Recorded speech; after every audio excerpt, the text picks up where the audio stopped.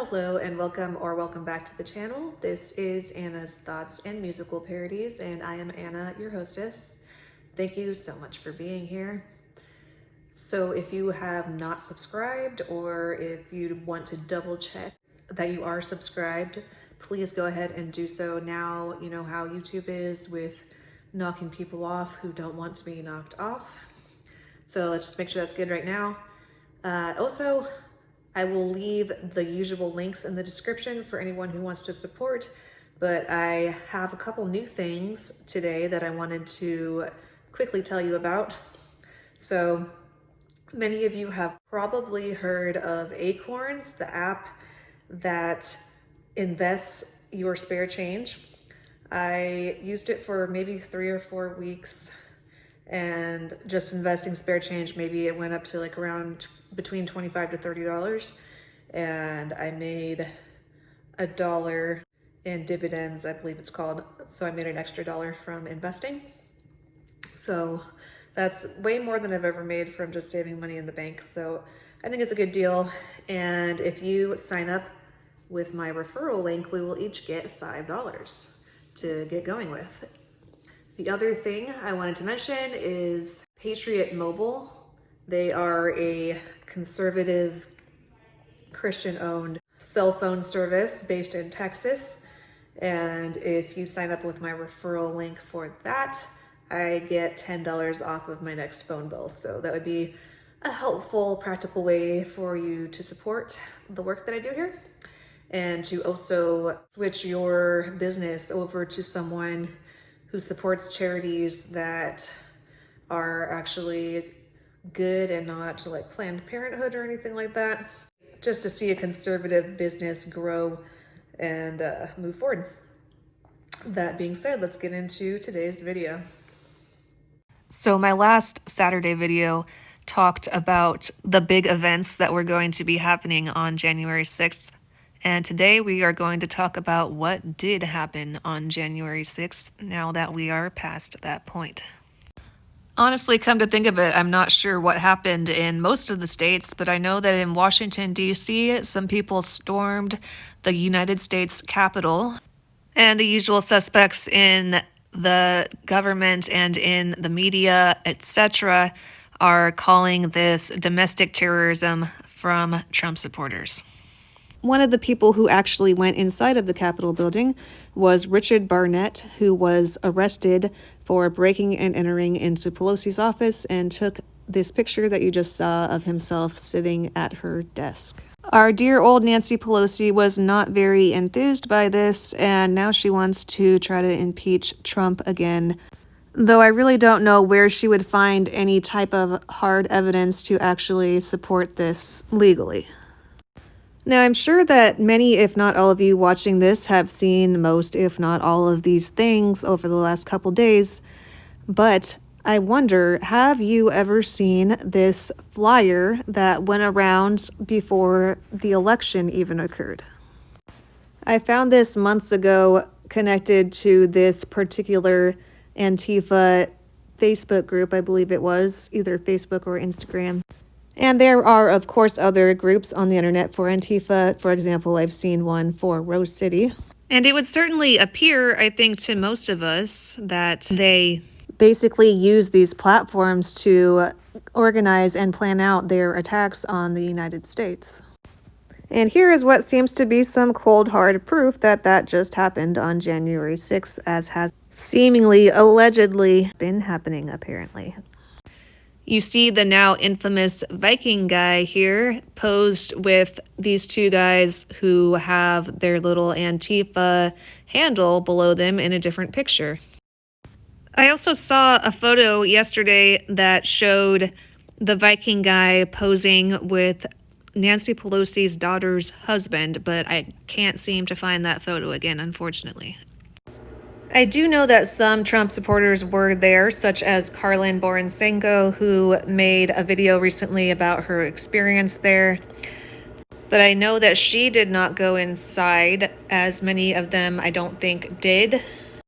Also, Adam Krigler said that he saw Trump for the first time in person on the 6th, so I'm not sure if he was at the Capitol building or just saw him speak somewhere. But I had the opportunity to briefly meet both of these people at the Walkaway rally that happened in Philadelphia in August of 2020.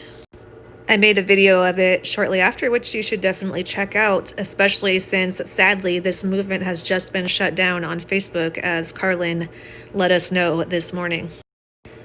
So yes, many people, including myself, are leaning towards the idea that most of the mayhem, if you could even call it that, that occurred in the Capitol building on January 6th was perpetrated by Antifa and maybe other related groups.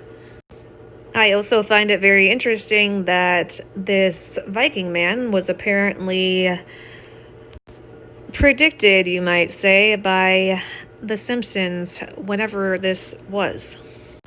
If anyone has any knowledge on when this Simpsons episode came out, please leave it in the comments. That would be very interesting to learn. But one of the many things that makes people feel this way is that these people were doing the raised fist that is common among far left groups and never seen among people on the right. And this right here just looks like the type of thing that we see Antifa do on the regular.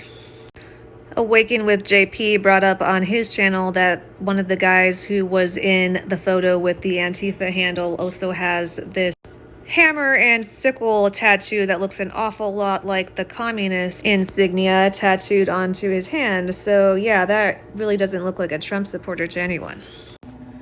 So yeah, I do believe that it was both Trump supporters and people from the other side who were there, but I really don't blame Trump supporters for being there as long as they were doing things legally and just exercising their First Amendment right to protest. I don't blame them for wanting to destroy media camera equipment after the sickening ways that the media has been tearing this country apart, although I do not condone any violence that may have happened. I did not see anything like that. I don't blame people who care about the truth taking this more serious action. After the Supreme Court decided to not even hear the lawsuit that was made against the 4 swing states by Texas, and then Mike Pence didn't even help us either, when we were counting on him to push back against the Electoral College ruling that was based on so many fraudulent ballots. You really can't be surprised that some people took some serious action. I just watched this video on CBSN and saw Mike Pence, as it would appear, effectively lying about the votes that were cast for each of the presidential and vice presidential candidates, because we have seen what really looks like cold hard evidence all over the place. So it just seems like stating that the ones that were counted and certified by Congress are all valid just really comes across as a lie based on what I have seen. So I feel like one of the biggest takeaways of this whole situation is that this is maybe one of the most extreme cases of leftist, democratic, globalist hypocrisy that we have seen yet. And I'm going to show you a couple slides describing what I mean.